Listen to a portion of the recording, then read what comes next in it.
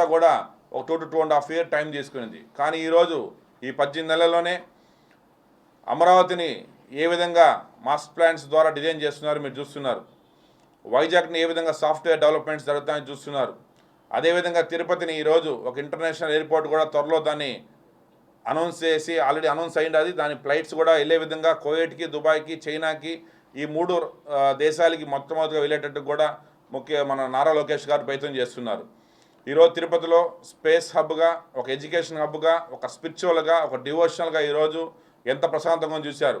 దాని నిదర్శనమే ఈరోజు ముక్కోటి వైకుంఠ ఏకాదశి రోజు కూడా ఇన్ని లక్షల మంది జనాలు వచ్చినా కూడా ఎక్కడ ప్రజలకు ఎవరికి ఇబ్బంది లేకుండా భక్తులందరూ వచ్చి హ్యాపీగా భగవంతుని దర్శనం చేసుకొని ఎంతమంది విఐపీస్ వచ్చినా కూడా ఈరోజు మా ఎన్డీఏ కూటమి టీటీడీ బోర్డ్, మా బిఆర్ నాయుడు గారు, మా బోర్డు మెంబర్లు అందరూ కూడా చాలా బాగా అరేంజ్మెంట్స్ చేశారు.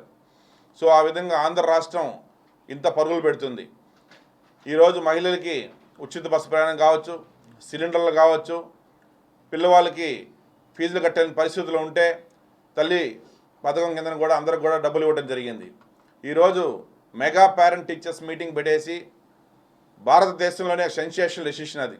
ఎందుకంటే స్కూల్లో ఏం జరుగుతుందో, పిల్లలు ఏం చేస్తున్నారో, టీచర్స్ పిల్లలకి మధ్య ఎటువంటి కనెక్షన్స్ ఉన్నాయనేసి పేరెంట్స్కి తెలియదు.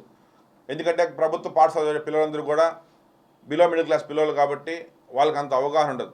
అట్లాంటిది ఒకరోజు పేరెంట్స్కి, టీచర్స్కి, స్టూడెంట్స్కి ముగ్గురిని కూర్చోబెట్టి అక్కడ భోజనం ఏ విధంగా పెడుతున్నారు, వాళ్ళకి స్టడీస్ ఏ విధంగా చెప్తున్నారు, వాళ్ళకి సదుపాయాలు ఏ విధంగా ఉన్నాయి, వాళ్ళు కూడా ఒక ఫ్రెండ్లీ, ఒక ఫ్యామిలీ లాగా ఒక టీచర్స్ని కూడా వాళ్ళ పేరెంట్స్ని అడ్మిట్ చేసుకోవాలా, వాళ్ళ పేరెంట్స్ని టీచర్స్ అడ్మిట్ చేసుకోవాలా, స్టూడెంట్స్కి పేరెంట్స్కి మధ్యలో టీచర్స్ ఒక బ్రిడ్జ్గా ఉండాలి. కాబట్టి అవన్నీ కూడా ఈరోజు